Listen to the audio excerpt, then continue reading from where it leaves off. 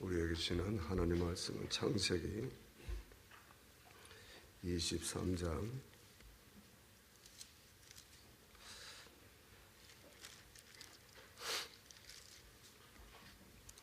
1절부터 마지막 20절까지 한 절씩 교독합니다. 사라가 127세를 살았으니 이것이 고 사라가 누린 횟수라.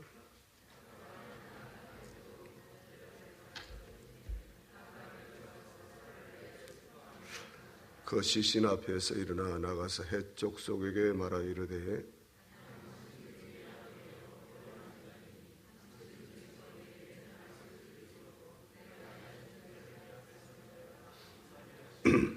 헷 족속이 아브라함에게 대답하여 이르되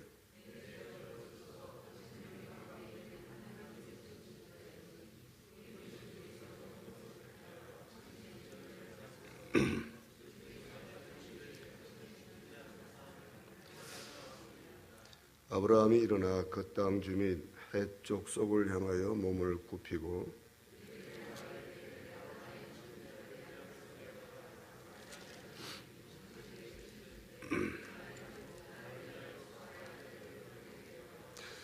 그가 그의 밭머리에 있는 그의 막벨라 굴을 내게 주러 가되 충분한 대가를 받고 그 굴을 내게 주어 당신들 중에서 매장할 소유지가 되게 하기를 원하노라 하매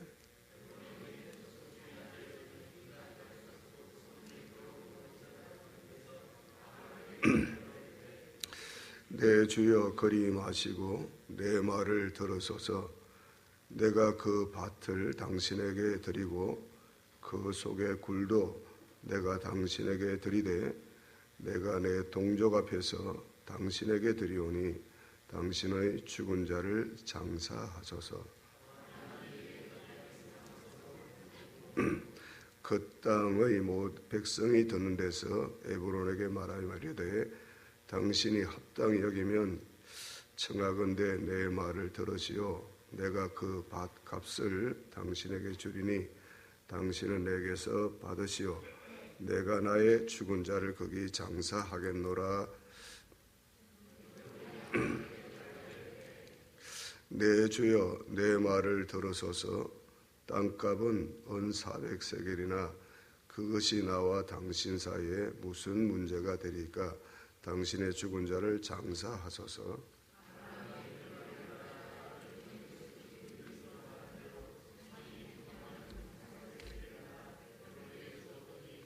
마므리아 막벨라에 있는 에브론의 밭 곧 그 밭과 거기에 속한 굴과 그 밭과 그 주위에 둘린 모든 나무가 성문에 들어온다. 그 후에 아브라함이 그 아내 사라를 가나안 땅 마므리아 막벨라 밭 굴에 장사하였더라. 마므레는 곧 헤브론이라. 이와 같이 그 밭과 거기에 속한 굴이 헷 족속으로부터 매장할 소유지로 확정되었더라. 아멘. 갑자기 기온이 많이 떨어졌습니다. 오늘 추운 날씨에 하나님께 예배드리게 나오신 여러분 주의 사랑 안에 축복합니다. 옆에 앞뒤에 성도들 인사합시다. 잘 나오셨습니다. 사랑합니다. 축복합니다.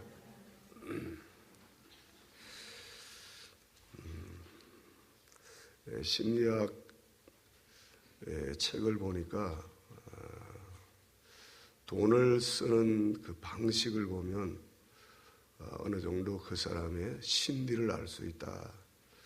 그런 내용이 적혀 있습니다.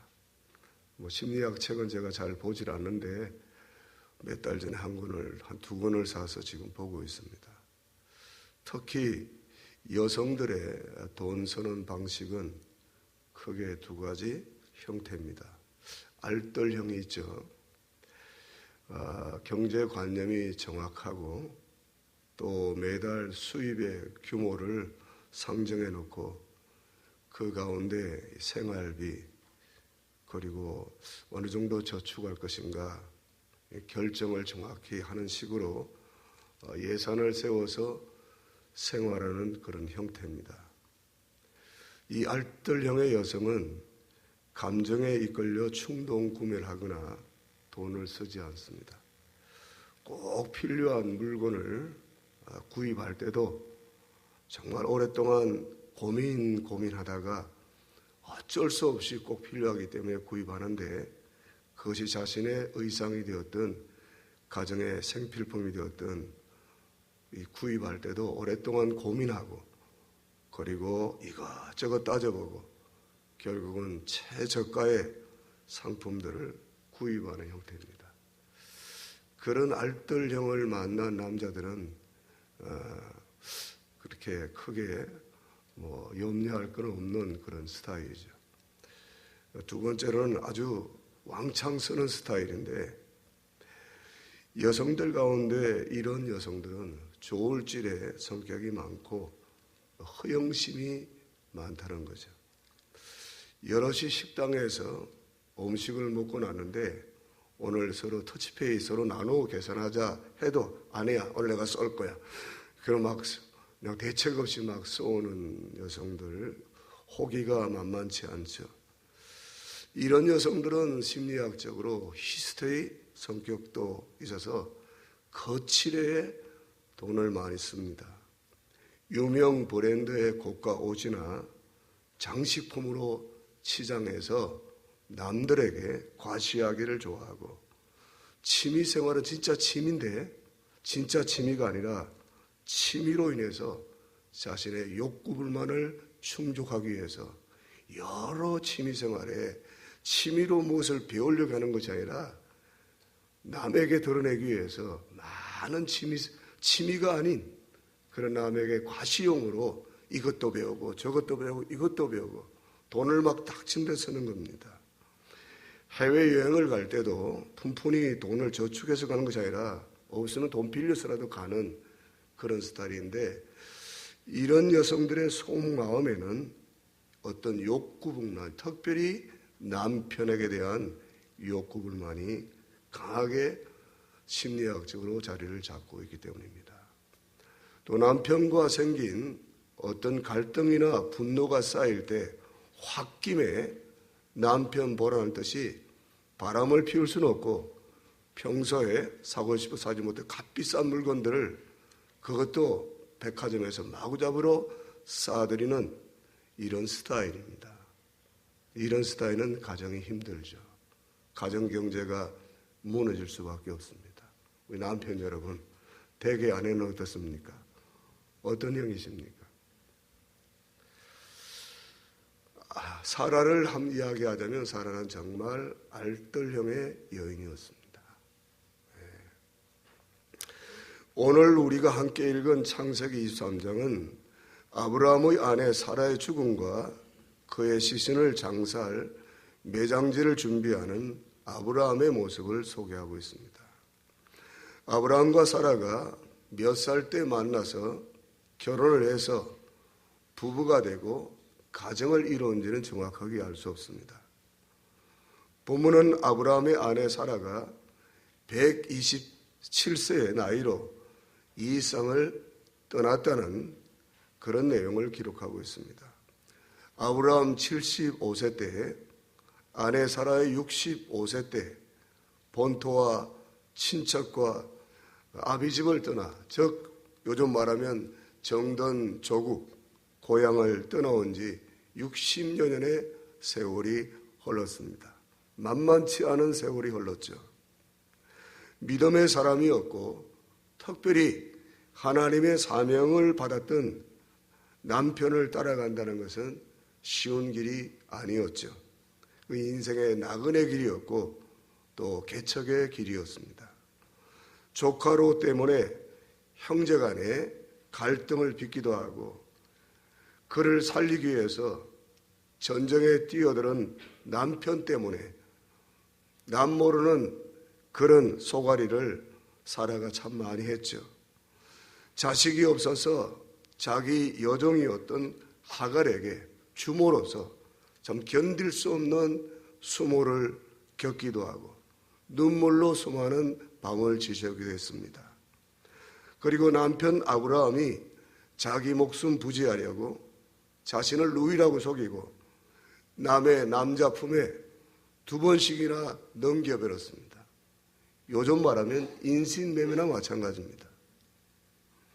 그 야속한 남편 때문에 참 부끄러움과 수치를 많이 당했죠. 그럼에도 불구하고 사라는 아브라함을 어떻게 불렀는가? 주라고 불렀죠. 주, 나의 주여, 내 인생의 주인이라고 불렀습니다.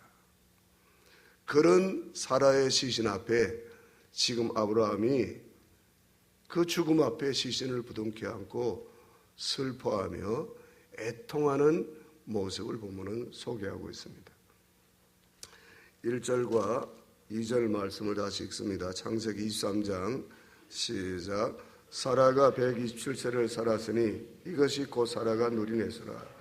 사라가 가나안 땅 헤브론 곧 기랏 아라바에서 죽음에 아브라함이 들어가서 사라를 위하여 슬퍼하며 애통하다가, 애통이 컸죠. 슬픔이 매우 컸습니다.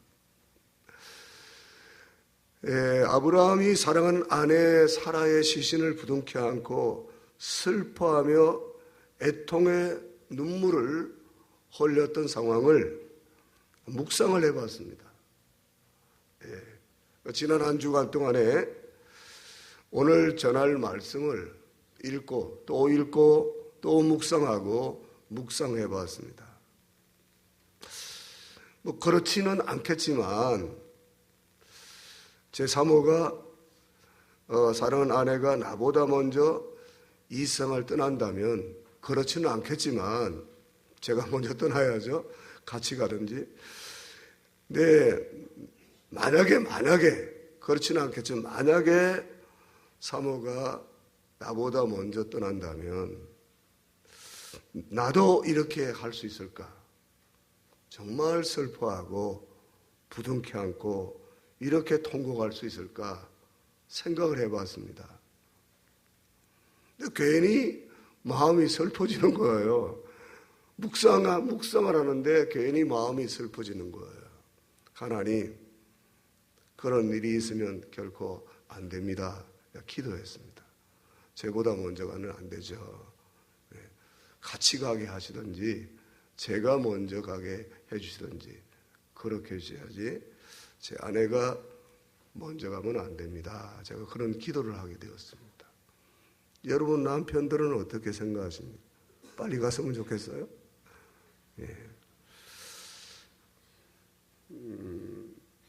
여러분은 묵상을 안 했으니까 뭐 그런 생각조차도 없었겠죠. 저는 한 주간 동안 이 말씀을 가지고 깊이 묵상을 해봤습니다. 고생 많이 했는데 먼저 데려가면 안 되죠. 좀 더 호강하다가 가도록 해야 되죠. 그런 기도를 드렸습니다. 사모는 알뜰형이에요. 그리고 사라를 보면서 사라나 그 아내 남편의 그 여러 가지 인생의 나그네기를 또 하나님의 사명자로서 그 남편을 따라간다는 건 쉽지 않은 길이었습니다. 그래서 이게 우리 집사람이구나, 이거 우리 사모구나, 사라가 그런 생각이 들었습니다. 아브라함이 아내 사라의 죽음 앞에서 슬퍼하며 애통의 눈물을 흘린 이유가 무엇이었을까요? 그것은 정말 평생 동안 인생의 동반자였죠. 그리고 60여 동안 신앙의 동반자였습니다. 그리고 하나님의 비전과 사명을 서로 이제 사명의 동력자였죠. 아브라함은 75세 때 하나님의 사명을 받지 않습니까? 하나님의 비전을 받게 됩니다. 사라 65세 때. 그 60여 년 동안을 그 하나님의 사명의 사역에 동력자로 살았습니다. 평생의 인생의 동반자로 살았습니다. 그리고 신앙의 동반자로 살았습니다. 하나님의 사명의 동력자로 살았습니다. 그래서 아브라함이 슬퍼한 거예요. 애통하고. 아브라함이 세상에 정말 영향력을 끼치고 존경을 받을 수 있었던 것은 아내 사라의 그런 충성스러운 헌신과 동력이 있기 때문에 가능했습니다. 아내들이 정말 내조를 잘 하지 않는다면 남편은 세상에서 든든히 세워줄 수가 없습니다. 남편이 잘나서 그런 건 아닙니다. 아내 사라가 그 남편이 세상에 존경받는 사람으로 하나님의 사명자로 세워질 수 있도록 정말 충성스러운 헌신과 동력이 있었기 때문에 가능한 일이었습니다. 그래서 아브라함은 슬퍼하는 거죠. 내 인생의 평생의 동반자였고 신앙생활의 동반자였고 하나님의 사명의 동력자였기 때문에 그가 먼저 하나님 품에 안겼기 때문에 그 시신을 부둥켜 안고 통곡하면서 슬퍼하고 있는 것이죠. 아내 사라가 자신에게 정말 없어서는 안 될 좋은 팔로우, 이 말은 따르는 자였습니다. 순종하는 자였습니다. 네. 묵묵히 따랐습니다. 재산 문제로 이렇게 롯과 갈등했을 때 다 양보하잖아요. 요즘 여성으로는 힘든 거죠. 그래도 묵묵히 따랐습니다. 남의 남자에게 당신 누이라고 하고 자기 살려고 남자 품에 남의 남자 보내는 거죠. 그래도 묵묵히 따랐습니다. 묵묵히 순종했습니다. 이 팔로우가 그런 것입니다. 묵묵히 따랐고 그저 말없이 순종했습니다. 남편 때문에 억울하고 속상하고 가슴 졸이는 일이 많이 있었습니다. 부끄러운 일이 많이 있었습니다. 그럼에도 불구하고 남편에게 순종했습니다. 말없이 따랐습니다. 베드로전서 3장을 한번 비춰보시기 바랍니다. 아내들이야 이와 같이 자기 남편에게 순종하라. 이는 혹 말씀을 순종하지 않는 자라도 말로 말미암지 않고 그 안에 행실로 말미암아 구원을 받게 하려 함이니 너희의 단장은 머리를 꾸미고 금을 차고 아름다운 옷을 입는 외모로 하지 말고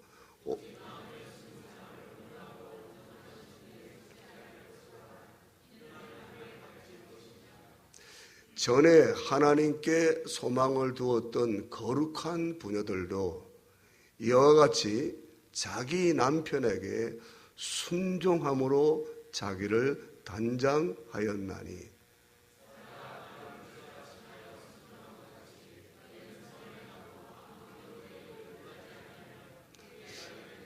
너희는 자기 남편에게 외모를 꾸미고 단장하는 것으로 꾸미지 말고 자기 남편에게 순종하는 것으로 자기를 단장하라.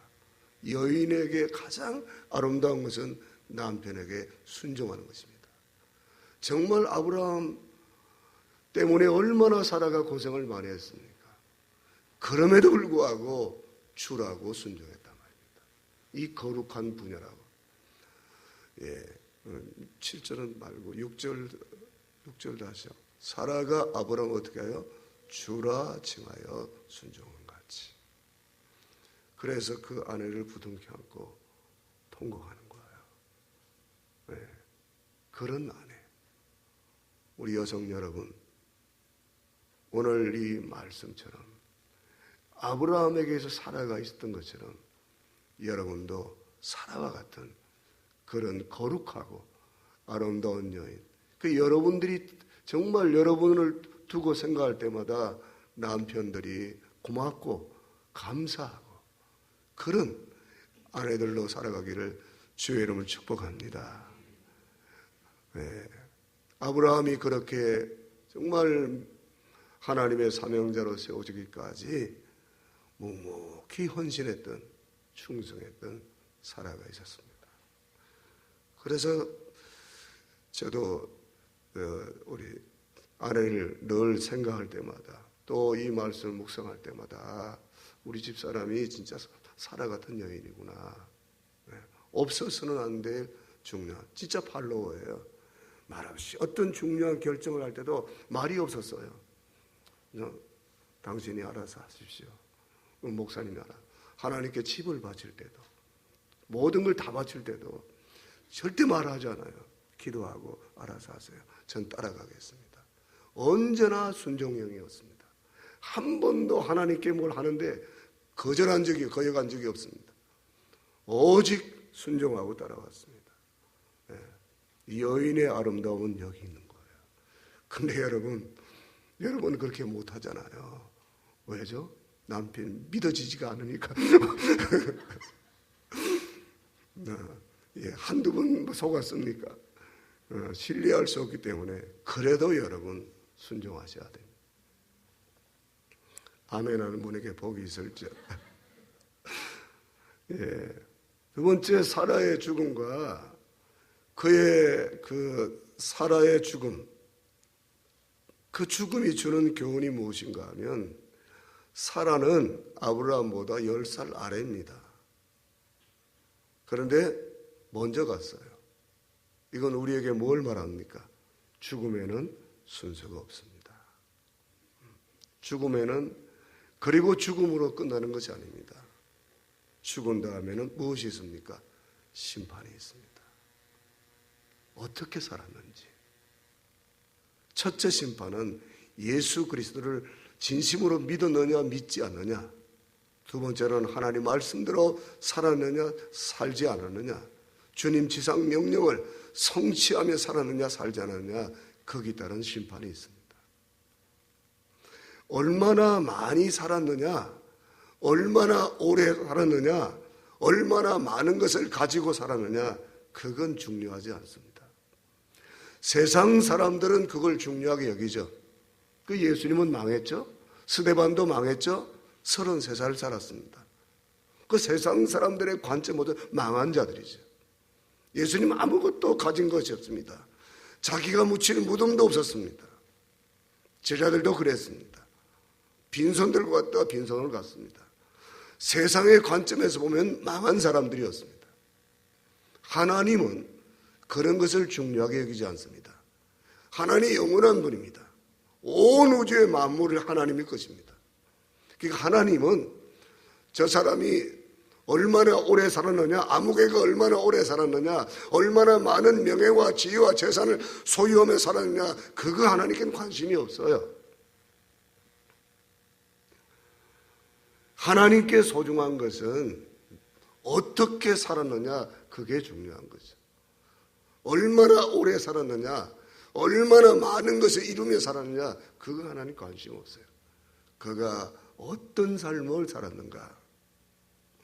사라가 세상적으로 보면 위대한 업적을 남기지 않았습니다. 그저 한 남자를 만났고 한 남편의 남자에게 시집가서 아이 낳고 키우다 죽은 것밖에 없어요. 한 남편을 따라간 것밖에 없습니다. 묵묵히 남편의 뒤를 따라간 것밖에 없어요. 그러다가 아이를 낳고 키운 거 그거밖에 없습니다. 세상적으로 보면 사라가 무엇을 이룬 게 하나도 없습니다. 그러나 이 사라의 생애는 하나님의 인류 구성 역사에 굉장히 중요한 생애를 살았습니다.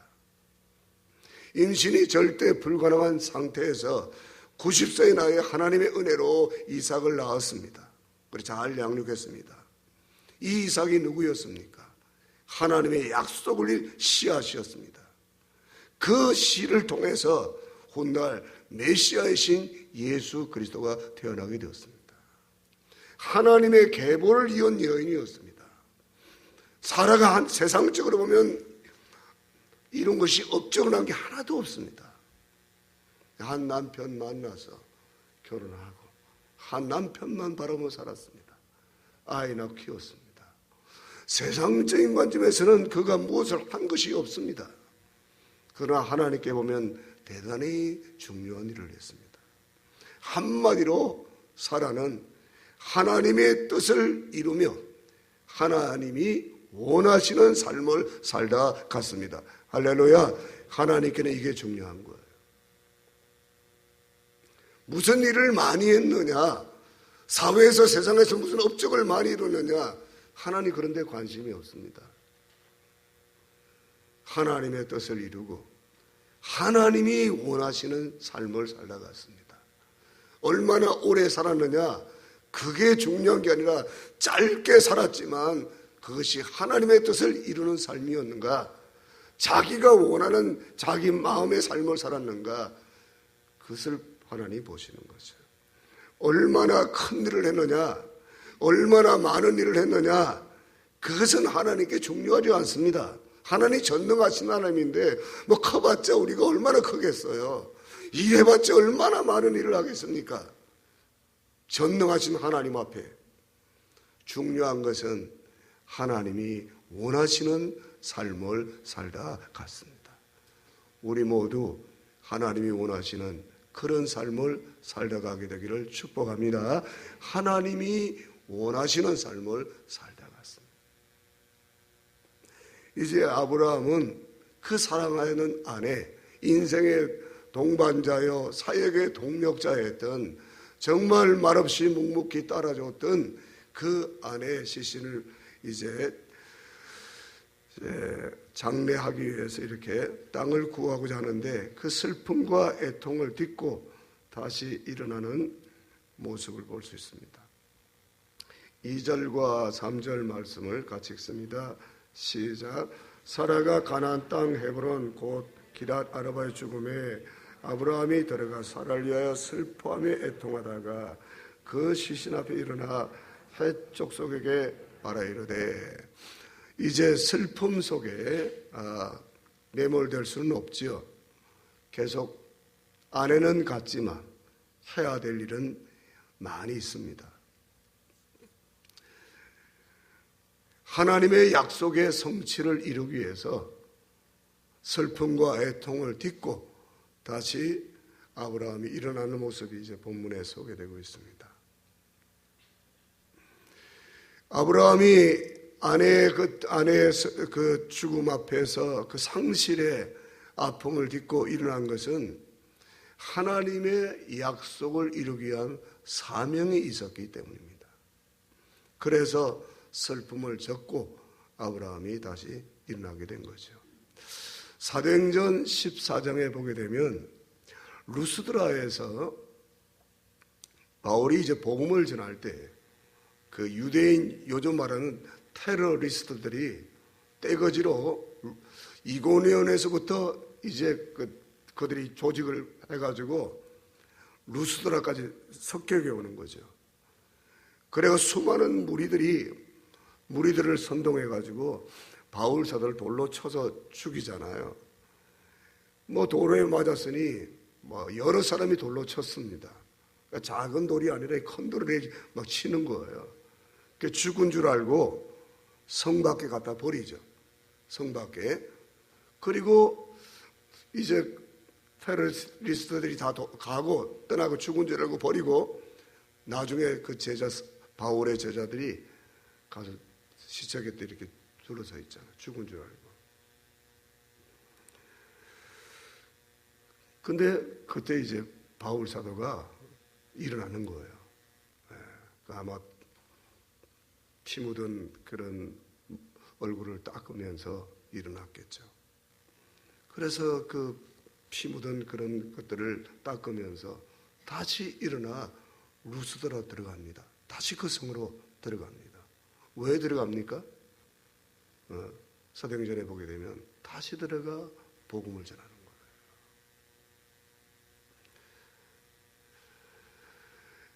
거예요. 우리 그리스도인들에게는 이런 모습이 대단히 중요한 거죠. 하나님이 맡기신 그 사명을 위해서 육신적으로 아프고 힘들고 또 상실의 어떤 고통이 있지만 그 고통을 뒤로하고 하나님의 사명을 위해서 벌떡 일어나서 오늘 아브라함이 아내 사라의 시신을 이제 장례하면서 다시 일어나는 거예요. 하나님께서 맡기신 그 사명을 감당하기 위해서. 아브라함은 아내 사라의 시신을 장사하기 위해서 햇사람 에브론으로부터 그의 소유지인 막벨라 굴과 그 주변에 조그마한 땅을 이제 은 400세겔에 구입을 하게 됩니다. 에브론은 그 자신의 소유하고 있는 막벨라 굴과 그리고 주변에 약간의 땅을 아브라함에게 그냥 주려고 하는 거예요. 선물로 주겠다고. 그렇지만 아브라함은 그의 호의를 정중하게 사용하고 돈을 주고 매장지를 사죠. 그리고 정인을 세웁니다. 당시의 풍습은 죽으면 고향에 가서 장례를 치르는 거예요. 갈대아우로 고향 땅에 가서 그의 아내를 장사를 지내야 되는데 왜 고향 땅에 가지 않고 지금 가나안 땅은 해쪽 속이 소유하고 이 땅은 바로 아브라함의 고향이 아니었지 않습니까? 왜 가나안 땅에 못 들어갔을까? 해쪽 속은 가나안 땅 여러 족속들 가운데 가장 세력이 강력한 그리고 그런 족속이었습니다. 마므레는 그 19절을 보게 되면 마므레는 곧 무엇이라고 합니까? 헤브론이라고 밑에 보면 마므레는 곧 헤브론이라. 이 헤브론은 마므레는 고대 가나안의 수도였습니다. 큰 성이었죠. 지금은 이 헤브론이 팔레스타인이 소유하고 있습니다. 그러나 팔레스타인이 소유하고 있지만 유대인들이 그 지금 살고 있죠. 그러니까 이 헤브론은 기독교와 유대교와 이슬람교의 지금 성지입니다. 다 아브라함의 후손들이잖아요. 그러니까 이 헤브론은 역사적으로 굉장히 중요한 땅이었습니다. 예루살렘 다음으로 중요한 성지였는데 다윗이 왕이 되고 첫 도읍지로 헤브론을 정하잖아요.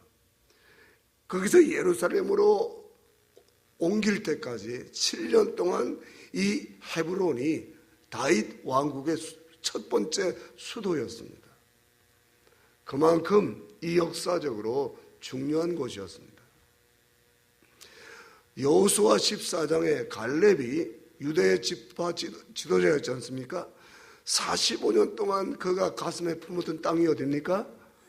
하나님이 약속하신 그 땅, 모세를 통해 약속한 그 땅을 우리에게 주셔서 그게 헤브론이었습니다. 갈렙은 45년 동안 그 땅을 가슴에 품고 살았습니다. 하나님이 약속하신 그 땅. 지금 아브라함이 지금 그 땅에 우구하는 나그네입니다. 지금 아브라함의 신분은 나그네예요. 그런데 왜 고향으로 가지 않고 그곳에 자기 아내 사라를 묻으려고 할까요? 그리고 왜 거저 주겠다는데, 그냥 주겠다는데 굳이 아브라함이 왜 돈을 주고 그 땅을 정식으로 살려고 했을까요? 지금 헷 족속들이 아브라함을 대단히 존경했습니다. 4절 이제 3절 그 시신 앞에서 일어나 나가서 헷 족속에게 말하 이르되 나는 당신들 중에 나그네요 거류하는 자이니 당신들 중에서 내게 매장할 소유주를 주어 내가 나의 죽은 자를 네 앞에서 내어다가 장사하게 하시오. 5절 6절 시작. 헷 족속이 아브라함에게 대답하되 내 주여 들으소서. 당신은 우리 가운데 있는 하나님이 세우신 지도자이시니 우리 묘 중에 좋은 것을 택하여 당신의 죽은 자를 장사하소서. 우리 중에 당신 묘실에 당신의 죽은 자 장상을 금할 자가 없어. 아브라함이 일어나 그 땅 주민 헷 족속을 향하여 몸을 굽히고 그들에게 말하되 나로 나의 죽은 자를 네 앞에 내어다가 장사하게 하느니 당신들의 떨진대 내 말을 듣고 나를 위하여 소아리 아들 에브론에 구하여 그가 그의 밭머리에 있는 그의 막벨라 굴을 내게 주도록 하되 충분한 대가를 받고 그 굴을 충분한 무엇을 받고 대가를 받고 그 굴을 내게 주어 당신들 중에서 매장할 소유주가 되게 하기를 원하노라며. 에브론이 헷 족속 쪽에 앉아있더니 그가 헷 족속 곧 성문에 들어온 모든 자가 듣는 데서 아브라함에게 대답하되 11절 시작. 내 주여 그리 마시고 내 말을 들어서서 내가 그 밭을 당신에게 드리고 그 속의 굴도 내가 당신에게 드리되 내가 내 동료를 당신에게 드리니. 여러분, 이들은 그 헷 족속의 강력한 어떤 그 부족 가운데도 그 어떤 좀 뭐라 할까요? 실력이 있는 실력자들이었습니다. 아브라함은 그 땅에 우거하는 나그네입니다. 요즘 우리 대한민국 이주에 사는 많은 이주민들이 있잖아요. 그런 것이었습니다. 우리 선교지에 이주민들에게 땅을 팔지 않습니다. 필리핀도 그랬고요. 태국도 그렇고 다 그렇습니다. 이주민들의 땅을 안 팝니다. 그 땅을 사야 교회를 짓고 뭘 하자 센터를 짓잖아요. 그래서 그 땅을 누구 이름으로 삽니까? 그 땅에 그 사람들 이름을 빌려 사는 거예요. 위험한 일이지만 뭐 이주민들에게 땅을 팔지 않으니까 소유권이 없습니다. 그래서 30년, 50년 그 기간 동안 사용하다가 죽어오는 거죠.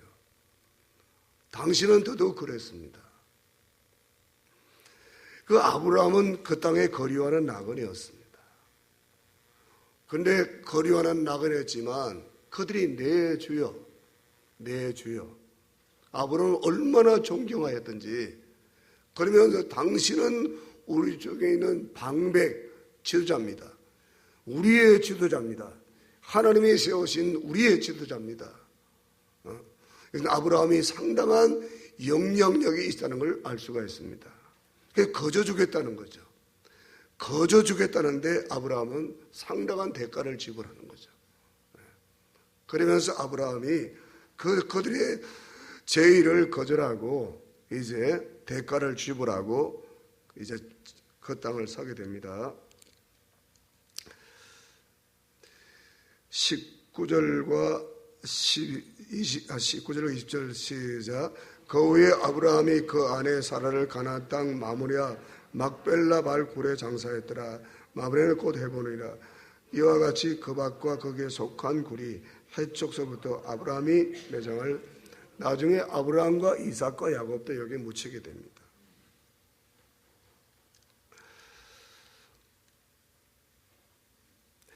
아브라함은 비록 작은 몇 평의 땅이었지만 그 땅을 거저받지 않습니다. 그리고 대가를 지불하고 그 땅을 샀습니다.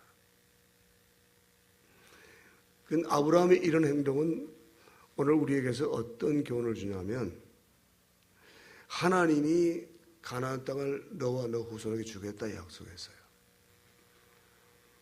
먼 훗날 하나님이 이 땅을 나는 지금 내 아내는 먼저 떠났고 나도 떠날 수 있지만 먼 훗날 내 후손들이 이 땅을 차지하게 될 것이라고 하는 믿음을 가지고 비록 지금은 발 묻힐 만한 작은 손바닥만 땅덩어리였지만 하나님의 놀라운 그 약속을 바라보면서 그 땅을 이제 대가를 지불하고 그 땅을 구입하게 되는 거죠.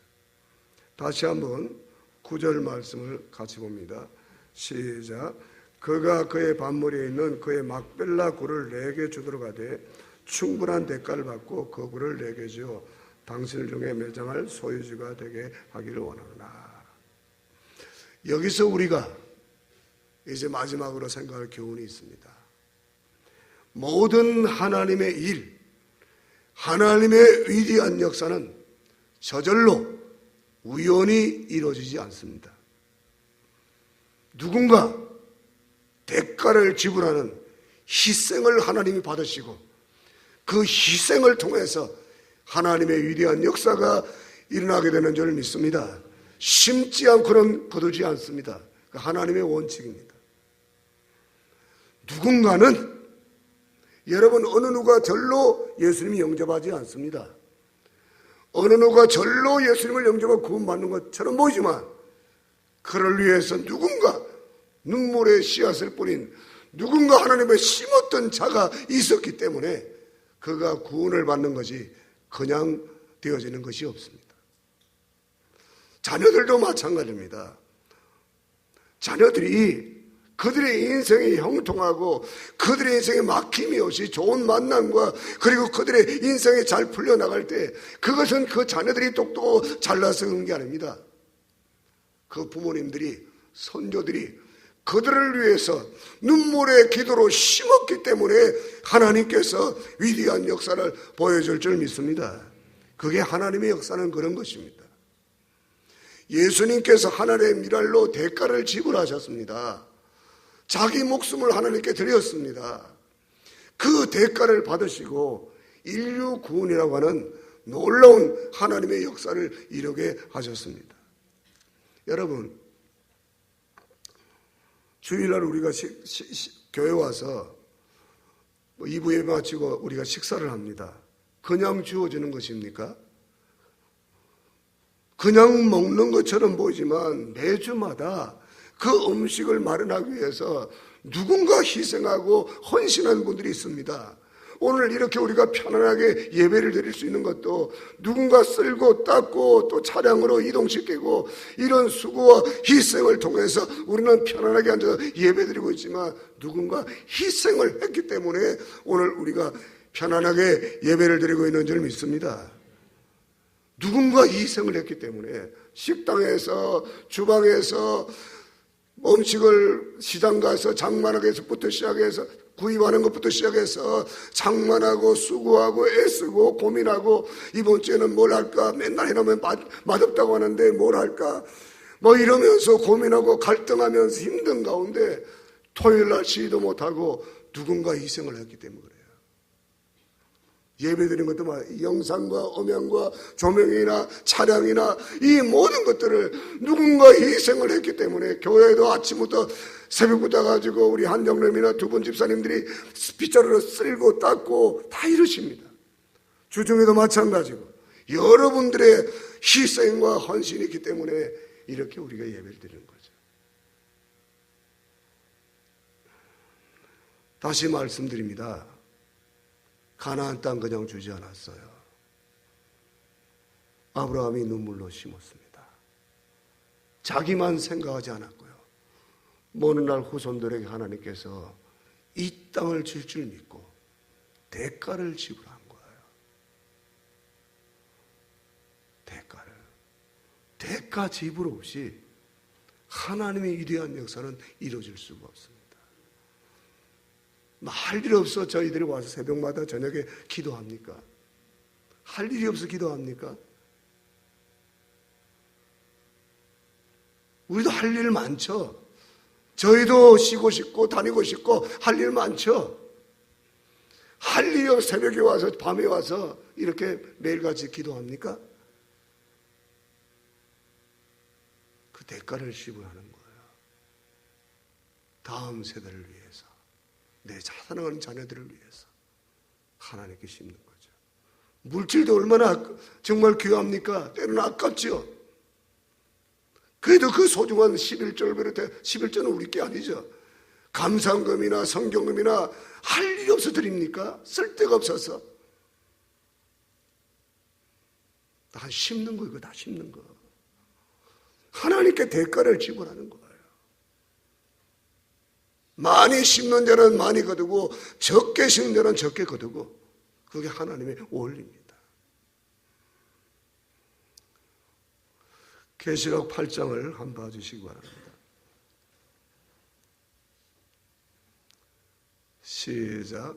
또 다른 천사가 와서 제단 곁에서 금향로를 가지고 만형을 받았으니 이는 모든 성도의 기도 앞하여 보좌 금단에 기도가 참 우리 성도들의 기도가 얼마나 귀중하다면 하나님의 보좌 금단에 기도향을 거기다 담아둔단 말입니다. 4절 향연이 성도의 기도와 함께 천사의 손으로부터 하나님 우리의 기도가 얼마나 소중한지 천사의 손에 받들려서 하나님 보좌 하나님 보좌 앞에 금향로가 있습니다. 거기에 날마다 하나님이 그 기도를 헌행하는 거예요. 우리 예배를 헌행하는 거예요. 얼마나 소중한지. 5장을 보고 5장 8절 그 두루마리를 취하시네 내 생물과 입사 장로들이 그 어린 양 앞에 엎드려 각각 검은고와 향이 가득한 금 대접을 가졌으니 이 향은 무엇이다? 우리 기도가 우리 자녀들이 후손들이 절로 잘 되는 거 아닙니다. 그들이 뭐 공부만 해요 그래서 잘 되는 거 아닙니다. 눈물로 하늘의 씨앗을 심는 부모들이 있었기 때문에 자녀들이 잘 되는 줄 믿습니다. 오늘 아브라함이 왜 굳이 그것을 대가를 지불하려고 합니까? 그 후손들이 아브라함은 그를 대가를 지불하면서 언젠가는 내 자손들이 내 후손들이 이 땅을 하나님께서 주실 것이라는 믿음을 가지고 그 후손들을 위해서 기꺼이 대가를 지불했습니다. 사랑하는 여러분, 지금 당장에 눈에 안 보인다고 허튼 우리 인생을 살아서는 안 됩니다. 우리가 눈물로 기도로 심든 물질로 심든 몸으로 심든 반대 희생이라고 하는 대가 지불이 있을 때 하나님께서 그것을 통해서 아름다운 역사를 위대한 역사를 우리 가운데 보여주게 될 줄 믿습니다. 우리 모두 이와 같이 아브라함처럼 믿음으로 아브라함은 열국의 아비가 되었고 사라는 열국의 어미가 되었죠. 정말 세상 가운데 꼭 필요한 사람, 유익이 되는 사람을 살아갔습니다. 진정한 축복의 통로로 살아갔습니다. 그들은 하나님이 원하시는 삶을 살았습니다. 우리 모두 그런 인생을 살아가기를 주의 이름으로 축복합니다. 기도하겠습니다.